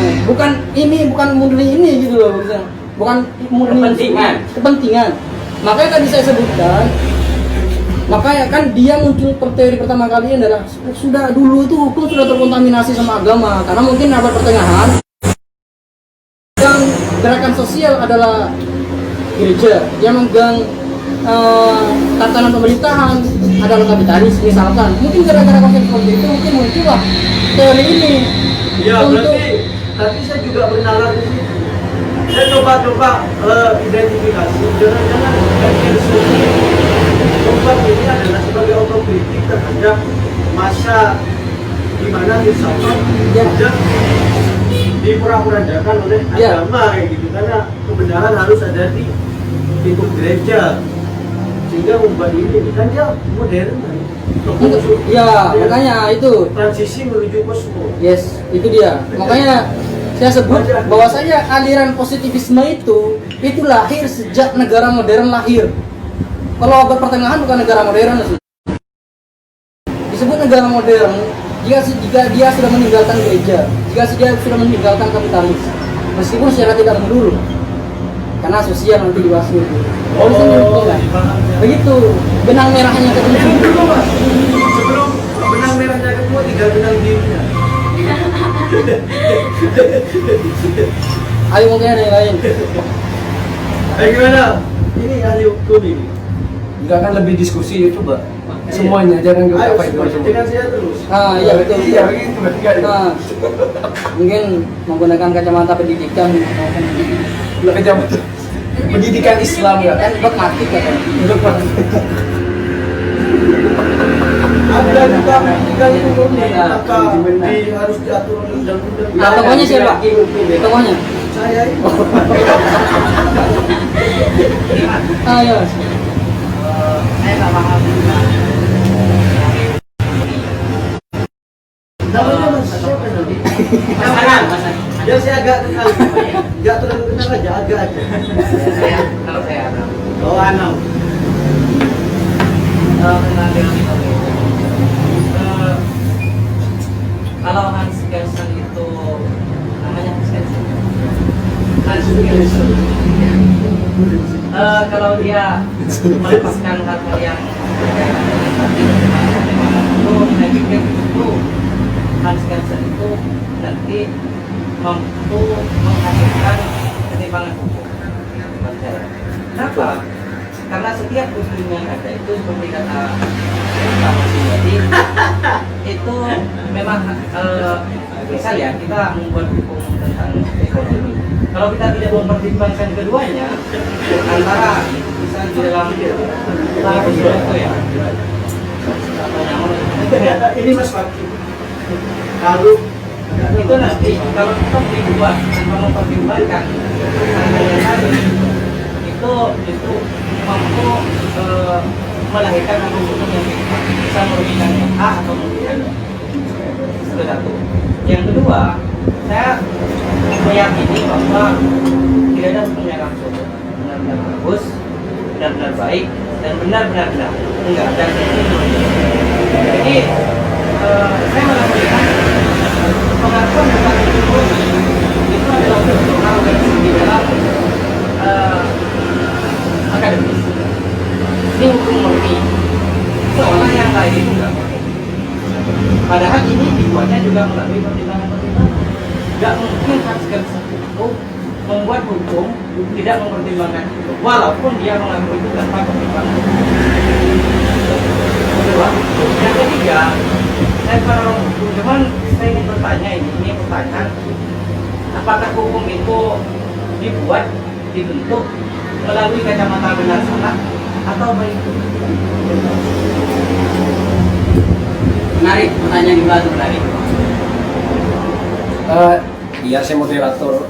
Langsung Enggak, biar kita tahan dulu Kak Idol. Mungkin yang lainnya ada mau berpendapat. Oh iya, gitu. Maka aku bakal itu. jadi dulu sudah mau bicara tapi Intinya Enggak, silakan Baristi. Baristi apa barista? Lainnya mungkin dulu, ayo. Coba coba diulangi lagi pertanyaan biar yang lain. Iya, kan Ya, tiga dari apa itu? langsung ke pertanyaan lagi Mas yang satu apa dua apa juga. Kok ibu jadi moderator? Belajar nggak? Moderator harus lepas dari buku. Jadi ada pengalaman saya terkait dengan sketsa itu kan terkait dia seolah-olah arogan menurut saya, dia mengakui ini murni gitu. Murni itu seolah memang terlepas dari faktor-faktor itu. Padahal saya meyakini seperti yang disampaikan Mas Nafi tadi, dia tidak lepas dari latar belakang dia. Kalau dia seorang marxisme, dia mesti pakai aliran itu. Kalau dia sosialis, dia pakai aliran sosialis. Saya yakin seperti itu. Saya nggak tahu kan itu latar belakangnya. Dia bagian dari ormas yang ada di Indonesia. Biasanya ada kepentingan juga. Iya. Dan dia tidak murni di Kristen. Iya, dan dia dengan arogan mengaku ini murni loh. Iya. Hukum murni. Padahal kita mengakui kita sebagai manusia itu percaya nggak ada hukum produk di dalam penetapan hukum, apalagi hukum negara. Agama saja kita masih banyak pandangan A, B, C, D. Bikin dengan ada 4. Itu baru sudah agama. Apalagi ini masalah negara yang notabene banyak warna-warna di dalam. Yang kedua tadi pertanyaan apa ya? Yang terakhir pandangan hukum yang murni itu melalui pandangan baik buruk atau benar salah. Yang kedua apa? Itu yang kedua. Itu yang ketiga. Yang ketiga. Berarti ini kritik anti-Kristen. Kalau yang pertama ya, kalau mengkritik sebenarnya tak sepakat ya. Kalau mengkritik saya nggak punya landasan yang lebih bagus. Kalau menggigit nggak bisa udah mati ya. Maksudnya ibarat kecap memang manis tapi isi ulang gitu kan. Filosofi kecap, filosofi kecap. Filosofi kecap. Dia mengklaim ini kecap bagus atau kecap manis, nah, tapi isi ulang kan. Ada sih ada. Iya maksudnya. Ya, Ulangnya pakai gula apa? Yang kedua, Kenapa yang kedua, gak yang kedua. aja kayak isi ulang kecap? Yang kedua apa tadi? Kalau belum lagi jawab dulu. Oh ini tentang anu. Ayo, tolak ukur. Ini diulang biar yang lainnya bisa jawab. Pandangan hukum murni. Tentang Tentang benar salah yang tadi. nomor 3. Yang kedua apa? Yang kedua juga. Itu aja dulu. Tuh. Itu dulu nanti. Dua aja. Enggak apa yang lain, ada yang menjawab. Yang lain dulu. Bukan ahli hukum. Bisa dan menjadi Saya bukan jawab ahli, yang tadi terakhir sini. dulu ya, karena kayaknya mendasar sekali. Saya juga agak ragu juga, tapi jangan yakin saya akan jawab. Ini menurut hukum murni apa menurut hukum yang semestinya? Hukum murni, dua-duanya. Identik soalnya, sama sih katanya. Hukum dan moral itu beda, tapi moral harus ada dalam hukum. Moral patokannya baik buruk, hukum patokannya benar salah. Tapi dalam hukum murni, moral dilepas. Moral katanya bukan termasuk dalam bagian hukum. Makanya dalam hukum murni, tolak ukurnya adalah benar salah. Kalau kamu nyuri, gak butuh alasan apa kamu nyuri, mesti dalam kebaikan, gak butuh. Yang penting kamu nyuri, kamu dihukum. Salah. Itu hukum murni. Jadi Makanya Robin Hood untuk hukum nyerang itu apa? Baik buruk apa benar salah? Hukum benar salah. Tapi moralitas baik buruk, moralitas harus ada di hukum. Tapi kata hukum murni, Kalau dia tidak dibunuh, dia bisa membunuh kita semua. Nah, itu juga harus jadi pertimbangan hukum. Maksudnya begitu. nah kan saya bilang barusan bahwasanya moralitas harus ada di hukum. Yang bilang moralitas tidak ada dalam hukum itu hanya hukum murni. Begitu. Jadi kalau menggunakan kacamata hukum murni, maka kaku hukum itu karena moralitas tidak dipakai. Makanya kita sebut ada slogan namanya hukum tidak bermoral. Karena hukum meninggalkan unsur baik dan buruknya suatu fakta hukum. Makanya ada hukum tidak bermoral. Hukum itu harus bermoral sekarang itu. Makanya kalau bicara hukum, undang-undang, moralitas, fakta hukum. Paham. Berarti saya hukum tidak bermoral. kalau Anjing. menurut Iwan Fals itu yang iya, masalah moral itu kan lurus saja moralnya. Ya, Nah itu kan hukum murni beda Iwan Fals. Yang penting nggak adil. baik. Jadi baik buruk. Oh, berarti Iwan Fals tuh ada ya? Hukum murni kan sekarang. Jadi maksudnya moralitas termasuk dalam hukum, contohnya itu. Jadi jika dia membunuh untuk melindungi dia sendiri, maka dia harus dijadikan delik untuk tidak dihukum. Karena moralitas termasuk dalam bagian hukum. Itu sumbu merahnya. Kalau hukum potong tangan tuh moralitasnya gak ada atau gimana bro? Kacamata hukum atau kacamata ideologi agama? Iya bang. Gitu, pakai kacamata apa? Kembali ke gimana mas? Kalau pakai kacamata hukum, kalau kayak gitu misalkan, jadi pertanyaannya nanti diperluas, apakah potong tangan, apakah gantung diri, atau misalnya apa? Rajam, apakah itu tidak berhukum hukum? Tidak, karena menyalahi hak asasi manusia. Guys. Hak asasi manusia diatur dalam Undang-Undang Dasar. Coba cek 28A, 28I, 28J. Itu terkait dengan hak asasi manusia semua. Jadi nggak bisa, apalagi UUD 1945 itu harus ada di hierarki paling atas, tidak boleh diganggu gugat. Jadi kalau misalkan menggunakan kacamata hukum positif, nggak bermoral. Kalau menggunakan kacamata positif, ya karena undang-undang turunannya gitu. Kalau Oh ternyata begitu. pengibaratan yang dari tadi yang kakak tadi yang kayak kalau orang ini nggak dibunuh dia bisa membunuh Ya, semua orang. Pertanyaannya, apakah hukum bisa memberikan hukum terhadap kemungkinan? Kan itu kemungkinan. nggak bisa ya. Ini ya, hukum itu diciptakan karena ada suatu proses fakta. Jadi nggak mungkin kita bikin hukum tidak ada fakta misalkan. Oh berarti Tidak. realisme. Mau di sini praduga tak bisa. Ya, nggak bisa. Jadi kan kalau pas kayak kejadian Berarti tadi realisme itu mas. Iya, makanya saya tadi ada aliran realisme hukum. Oh, iya. Mungkin jadi barista lagi dari barista ya, baristi masih duduk aja. Ini gitu. Apalagi sekarang undang-undang kita di KUA pidana itu ada namanya pembelaan hukum. Jadi kalau misalkan dibunuh, kita membunuh orang, tapi kita untuk tugasnya itu untuk melindungi diri. Ada dalam KUA pidana itu, saya tulis karena nggak hafal. Membela diri ada di KUA pidana pasal 59. Itu ada, apalagi sudah ada undang-undangnya sendiri 49. Kayak santri itu ya, ngebunuh. Kayak santri. Itu ada undang-undangnya sendiri. Dapat penghargaan malah. Yes. Membunuh tapi dapat penghargaan. Nah, Tapi kalau dalam hukum Islam tetap didenda. Karena membunuh sengaja maupun tidak sengaja hukumnya Kalau nggak sengaja nggak ada. kalah dengan macam-macam jangan jadi fakta jadi baru. itu bisa jadi perdebatan lagi. Batasnya sengaja atau tidak sengaja di mana? Karena tolak ukurnya diri sendiri subjektif. Nanti ada sendiri, bukan di sini. Nanti lagi Kalau sengaja tidak sengaja. Ya, nanti lagi. Kaitannya dengan salah satu hukum negara, bahkan dalam hukum ini sebagai autokritik terhadap negara totalitarianisme. Yes, itu dia. Aktivisme hukum analistik itu pokok utamanya adalah totaliter dari penguasa. Begitu. Jadi hukum itu ditafsirkan ulang oleh penguasa sedemikian rupa. Begitu. Jadi salah satu manfaat memang dari kalau saya baca itu salah satu manfaat dari hukum murni adalah untuk mengurangi dominasi dari penguasa. Jadi kalau misalkan dia kaku hukumnya, berarti dia tidak bisa dicampur tangan sama orang-orang yang di atas. Gitu.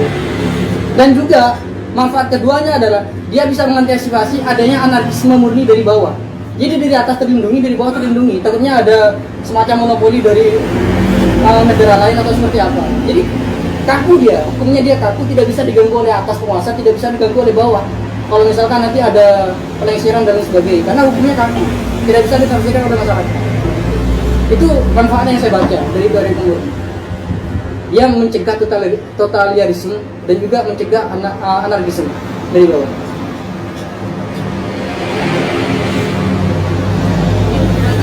Jadi kalau Islam contohnya Wahabi gitu. Apa Wahabi murni ya? Gitu. Nggak mungkin juga. Sebenarnya aja. Iya nggak mungkin cuma nama Wahabi lah.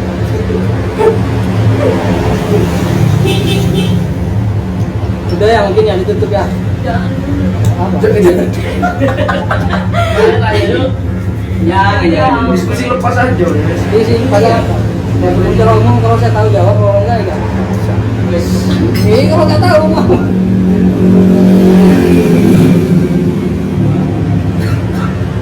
Jelas itu tentang itu. Masuk ke kita dikit. Ada yang tahu semua. Siap.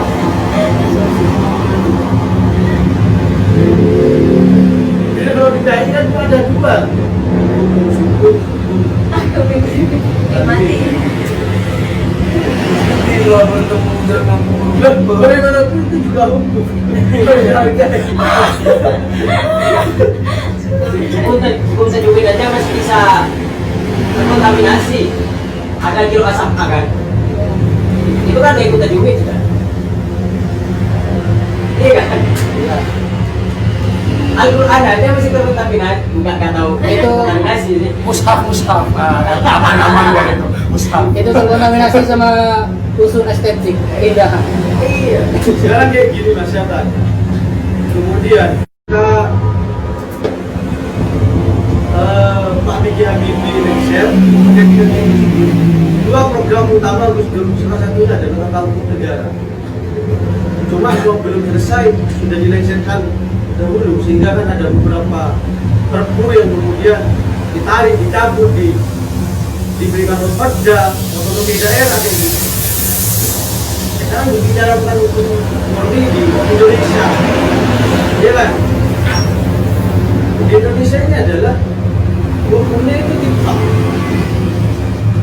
Ada HKI, ada hukum Islam, Keluarga Islam. yang keluarga Islam dan kompilasi Islam dan sebagainya.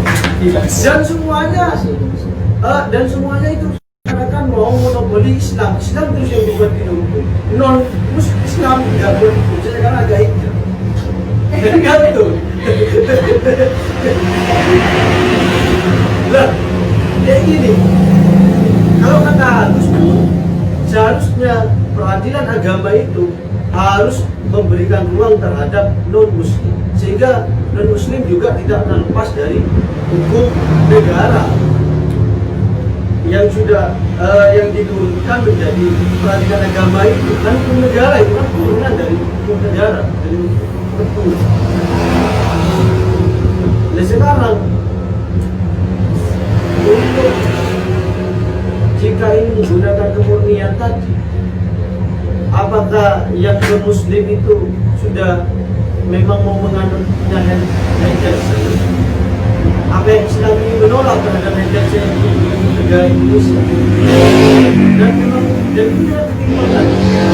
Jadi contoh, kalau orang Islam cerai harus peradilan agama, kalau orang Islam kan tidak ribet kalau dalam peradilan agama seribet mungkin. Itu ada apa ya? Salam tempelnya kan? Regulasi itu ruwet. Kalau mesti kan enggak. Yang cerai siapa? Yang mesti kan cerai kan tetap peradilan apa? Agama.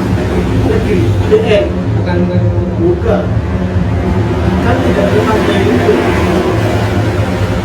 Nah ini Indonesia ini pertarungan antara kemurnian itu dengan yang moral objektivitas itu masih sering terjadi. Coba Anda sebagai pemantik berikan solusi yang baiklah terhadap Indonesia ini ke depan. Karena siapa tahu sih kalau mereka hukum di Indonesia jadi kalau saya jadi DPR nanti yang bisa berhukum Setelah disepakati. dan kalau setelah jadi ya. coba gimana menurut Mati? Sebenarnya pertanyaannya ini bukan terkait hukum, tapi terkait peradilan.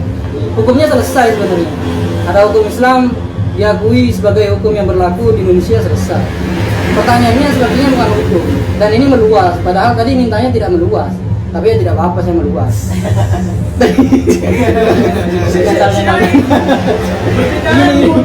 Ketika kemudian non Muslim tidak boleh masuk ke peradilan agama hanya gara-gara minoritas. Itu selalu jadi Ya sudah, gimana? saya akan pertanyakan balik seperti ini. Sebenarnya hukum murni yang ada di Indonesia itu pertama apa? Dari 3 hukum adat, hukum Islam, hukum kontinen Eropa kontinental, apa yang paling hukum murni dari ketiganya? Oh, pernah Oh enggak, Nggak ada yang murni. enggak yang pertama kali lah. Yang murni itu biasanya yang pertama. Kayak berikan kepada hukum Eropa kontinental pertanyaannya. Kalau mau dimurnikan pertanyaannya harusnya ubah ke adat. Kenapa tidak menggunakan hukum adat sekalian kan gitu? hukum adat itu Kok bisa Hukum jadi adat. adat, Mas? Iya, karena Hukum adat dulu itu hukum murni. iya hukum murni yang pertama kali dipakai di Indonesia dan itu sudah tidak murni sejak kehadiran hukum Islam dan hukum Eropa kontinental. Jangan-jangan Belanda. hukum Belanda itu Eropa kontinental ya sih dulu. Jangan karena kita Islam kemudian kita menyebut hukum Islam adalah hukum yang murni di Indonesia, bukan. Hukum Islam dan hukum Eropa kontinental itu hukum pendatang.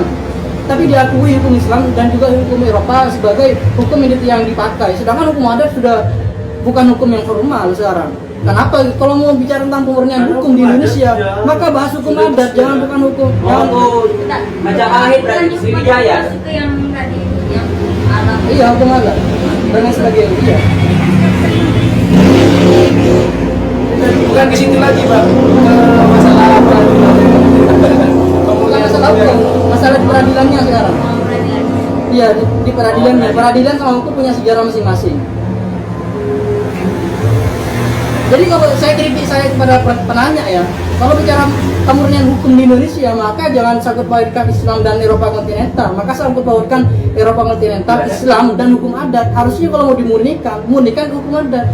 Karena yang paling murni kita pakai pertama kali adalah hukum adat. Berarti solusinya harus kembalikan. Bukan solusi. Bukan solusi. Saya nanya gini sih, Kak. Polusi. Kalau menggunakan kacamata Skelsen, kalau mau dimurnikan kembali ke hukum adat. Kembalikan ke Hengel. Di Indonesia ini kan sering terjadi gap Nah, antara beberapa di Islam, Eropa kontinental. Nah, saya kan minta penjelasan dari Mantik seandainya Henderson ini siapa tahu menjadi solusi bagi Indonesia. Kemudian ini mau didesain seperti apa? Dan Anda menjawab, saya harus kembalikan pada hukum adat. secara peradilan ya, bukan secara hukum. Iya. Saya tadi bahas peradilan. Jadi kalau mau peradilan kan dari tadi bahasnya peradilan agama, kemudian kau ada itu semuanya ranah peradilan. Kalau kita bahas secara hukum, bukan ini jawabannya maksud saya. Begitu. Ya, begini Mas. Nah, Peradilan itu kan bagaimanapun adalah produk dari hukum. Peradilan ada kan ada hukum, kan ya? betul Oke tapi lah, saya tarik kan ada Iya. tadi kan juga dalam menjelaskan itu juga membuat badan peradilan. Lalu kan kayak membunuh apa sebagainya dan keputusannya kan contohnya kan kesana tadi kan. saya Membawa iya. imajinasi saya terhadap peradilan. Sedangkan ini kan bicara hukum. Maka saya melihat itu peradilan. Oke kita tarik itu hukum. Oh, tadi ke hukum. Nah, Yaudah. di Indonesia hukum itu dari tiga hukum itu sering terjadi gap. Iya, sehingga apa istilahnya yang menjadi basis sampai hari ini adalah yang tetap diberikan di televisi adalah seperti NC. Itu kan adalah kelakuan basi yang mesti tetap dikerjakan. Dan siapa tahu punya Henderson ini menjadi solusi di Indonesia. Dan mau tidak mau Henderson ini memberikan solusi terhadap gap ini. Dan pertanyaannya mau didesain seperti apa? Makanya tadi ada metodologi dan substantif. Sekarang coba kita aktualisasikan di Indonesia. Saya kan- Menggunakan konsep Henderson ini. Menurut Mati itu gimana? Tidak bisa. Saya kan sudah bilang dari awal tadi, teori hukum murni tidak bisa diterapkan di negara yang pluralisme. Tidak bisa. Negara pluralisme dia memiliki beberapa hukum yang berlaku dan tetap diyakini oleh masyarakat. Tidak bisa dia disatukan menjadi satu. Itu dalam teori pluralisme. Makanya saya sebutkan kenapa kok disebut pluralisme? Karena ada hukum adat, Eropa kontinental sama hukum Islam. Tiga-tiganya jalan menggunakan jalannya masing-masing. Nah, kalau cuma dimasukkan umurnya gimana? Nggak bisa. Nggak bisa, karena tiga jalan ini dia memiliki pendekatan, dia memiliki metodologi yang berbeda semuanya.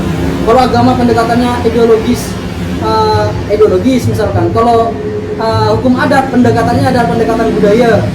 Dan kalau misalnya Eropa kontinental pendekatannya adalah pendekatan sivil atau pendekatan tidak bisa itu dimurnikan menjadi satu.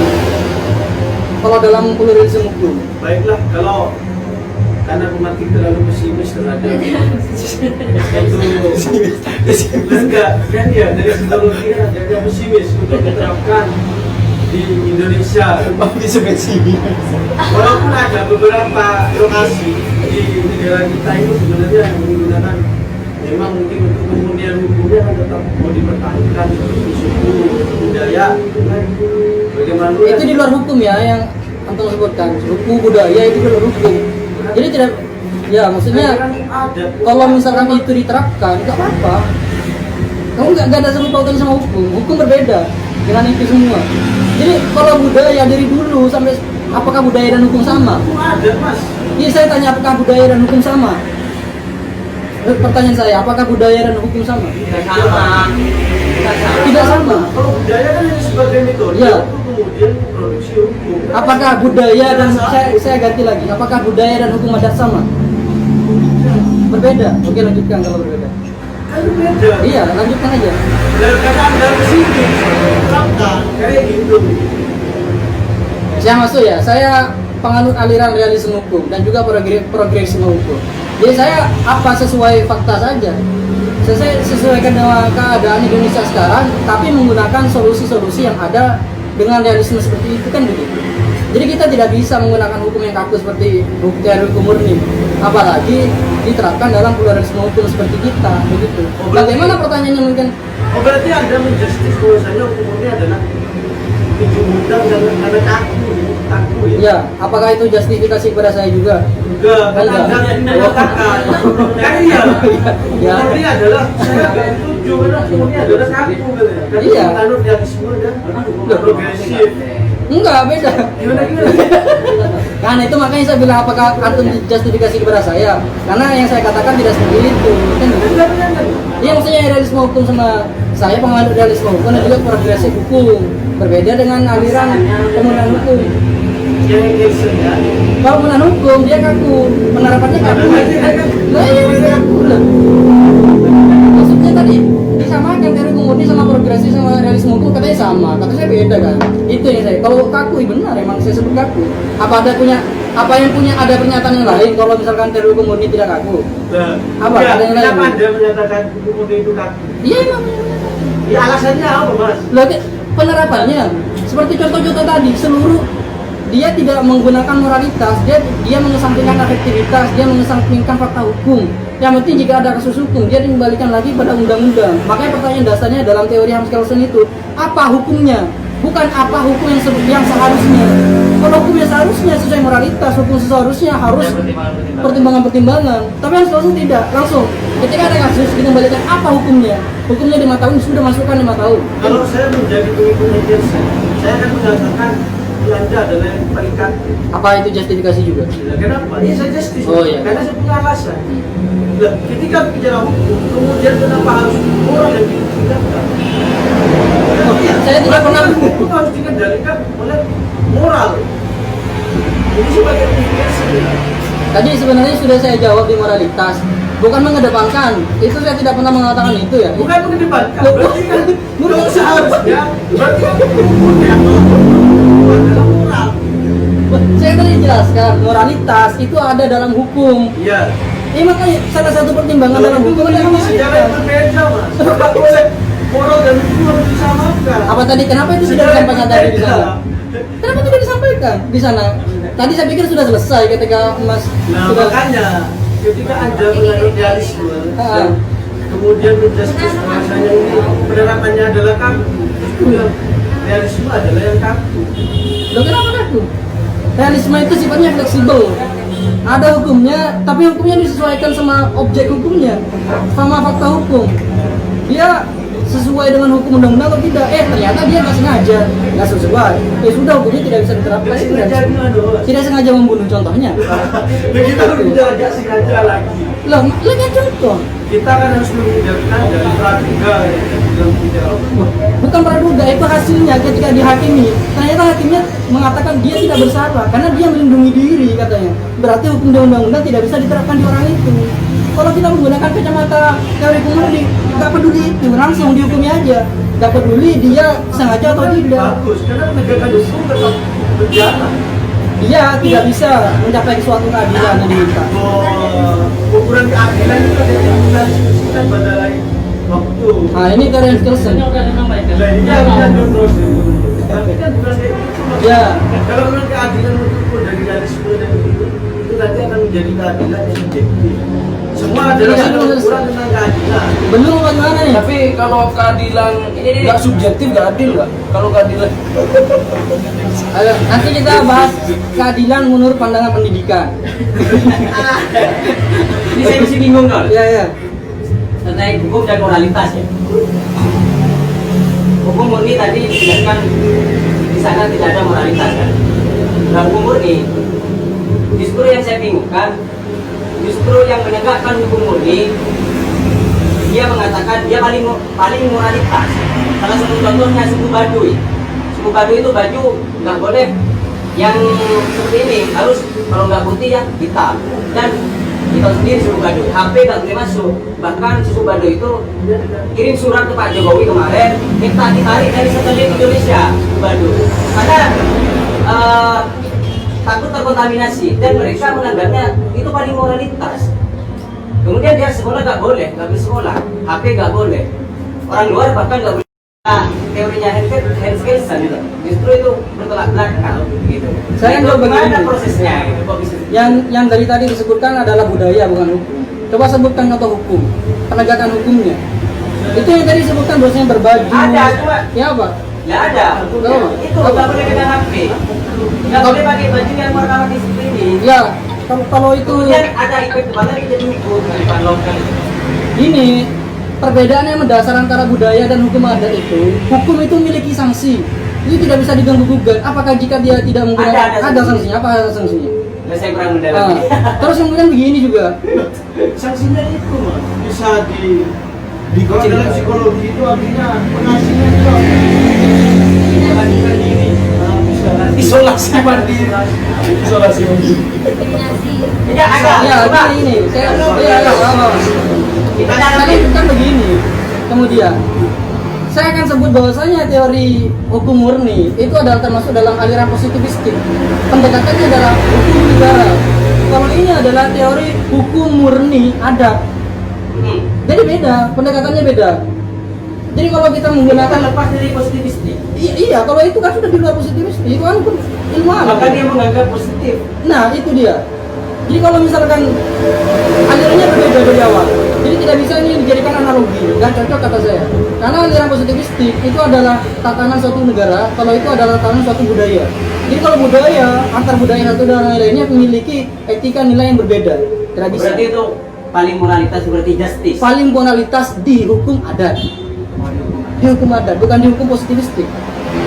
Oh, berarti menggunakan pendekatan logika. Iya, pendekatan lembaga, pendekatan konstitusi. Ya, terima kasih Mas ya. Ya. Cakep. Kalau ini kak, saya kayak yang katanya kak, kan tadi tentang masalah peradilan, apa peradilan agama hanya bisa membahas tentang yang Nah, berbau agama bisa atau juga Islam. bahas itu lupa. Enggak, cuma mau nanya kan antum faknya di sana, pendapatnya antum berapa? Itu karena memang diciptakan seperti itu, apa karena kajiannya belum selesai? Karena ada pecah-pecah begitu. Hah? Kayak hukum kayak kan ada, Iya, ada hukum Kementerian Islam, Agama, ada hukum Kementerian Eropa. Agama, terus ada peradilan agama. Ya, di dalam peradilan agama ternyata dia hanya mengurusi tentang hukum Islam. Ya, makanya Nah, itu hal ini terjadi apa karena memang peradilan agama itu seperti itu? Apa karena hal ini karena itu belum selesai? Jadi ya, apakah nanti akan jadi satu gitu? Iya, apakah nanti kalau sudah rampung orang Kristen juga boleh ke peradilan agama karena juga mengurusi, atau memang hanya untuk orang Islam karena memang mayoritas kan kita di negara demokrasi, nggak kaget saya, karena memang dimulai dari yang mayoritas. Kalau Kata saya ya, makanya saya akan bedakan peradilan dan hukum karena memiliki sejarah masing-masing. Hukum ada sendiri sejarahnya hukum Islam di Indonesia, peradilan juga ada sendiri. Kenapa peradilan Islam bisa menjadi suatu otonomi dalam peradilan di tatanan hukum di Indonesia? Kata saya faktor utamanya adalah tetap faktor politik, nggak bisa dihindarkan. Bagaimana serupa juga Pancasila di sila pertama dulu, kenapa bisa Islam masuk ke itu? Itu faktor politik. Setelah itu berubah lagi menjadi ketuhanan yang maha esa, itu tetap faktor politik. Jadi kata saya kenapa ada peradilan agama, tetap faktornya faktor politik. Tidak ada faktor utama selain faktor politik. Kata saya. jadi kalau kayak gitu berarti dia tetap akan agama Islam aja. Iya, pertanyaannya apakah di kemudian hari akan relevan peradilan seperti ini? Kata saya relevan. Kata saya, karena kita menggunakan sistem one roof system namanya kalau di hukum peradilan. Satu atap, peradilan satu atap. Meskipun kita memiliki peradilan berbagai macam, misalnya ada peradilan agama, PTUN, peradilan usaha negara, peradilan militer, ada peradilan negeri, itu tetap satu atapnya apa? Mahkamah Agung. Jadi tetap satu rambu di Mahkamah Agung. Cuman kita memiliki 4 peradilan. Jadi iya, ada dia one roof system. Dalam satu atap dia memiliki berbagai macam peradilan. Apakah dia tetap berkesinambungan? Tetap. Apakah dia tetap relevan? Bagi saya tetap di kemudian hari. Bukan di sini aja. Apa pengadilan? Pengadilan adalah lembaganya, peradilan pelaksanaan proses. Anu nih mas, anu kan namanya kan pengadilan agama gitu. Ya, bukan agama Islam ini. Bukan. Pengadilan Ya. Apakah di kemudian hari itu dapat pengadilan agama ini dapat mencakup ke-6 agama yang resmi di Indonesia? Iya. Apakah akan hanya satu? Kan pertanyaannya Seharusnya kan. penciptaan pengadilan agama di sini emang dispesialkan untuk umat Islam atau karena Subjektif ya. Iya, subjektif. Karena bagi saya ya mungkin yang di Islam lama-lama di HKI ini kata saya masalah itu sudah selesai, masalah terkait dengan pembagian urusan agama di peradilan agama. Apakah harus peradilan agama disebut sebagai pengadilan agama Islam? Apakah harus? sepertinya harus. Baru yang MUI. Sepertinya harus lah. Karena begini, kalau saya Tapi yang kalau saya jujur tidak akan memberikan fokus kepada hal-hal yang berbau simbolik. Saya kan langsung mengarah pada hal-hal yang berfungsional. Kalau dari sejarahnya lu nggak salah, adanya pengadilan agama karena memang diuruskan untuk agama Islam, ya kan? Iya, emang seperti itu. Kalau Sejarahnya. sejarahnya. Iya. Makanya ada sejarahnya masing-masing. Karena begini, Bukan Jakarta itu deh. Karena mungkin hukum-hukum yang di luar peradilan agama ini akan tidak menjadi solusi untuk kehidupan Islam.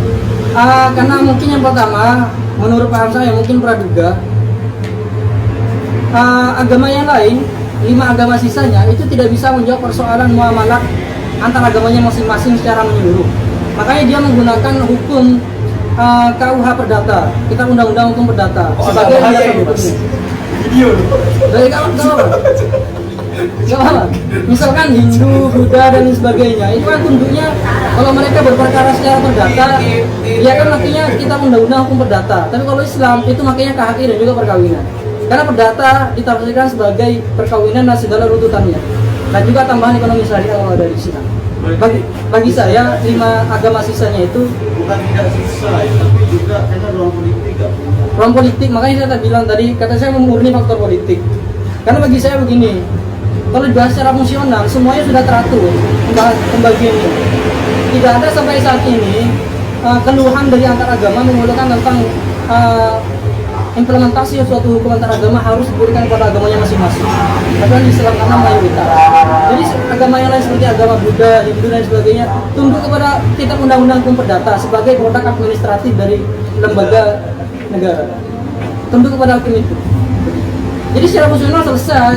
Jadi kalau misalkan ini sebahas secara simbolik, ya mungkin belum selesai. Mungkin nanti ada dibagi lagi. Kenapa solusinya harus seluruh agama masuk di pengadilan agama? Kenapa solusinya enggak seluruh agama memiliki pengadilan agamanya masing-masing?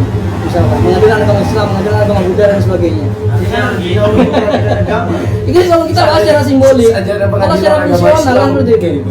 Kalau secara fungsional kan selesai kita. Kalau saya fokus aja kalau soal fungsionalnya, selesai nggak permasalahan ini selesai kata saya sekarang.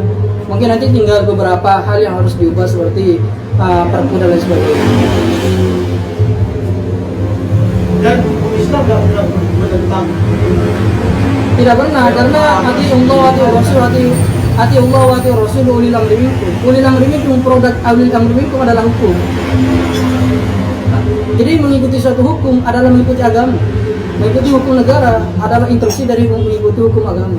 Selama tidak saling bertentangan. Kalau ada saling bertentangan, saya pernah Tapi selama ini ada pernah bertentangan nggak?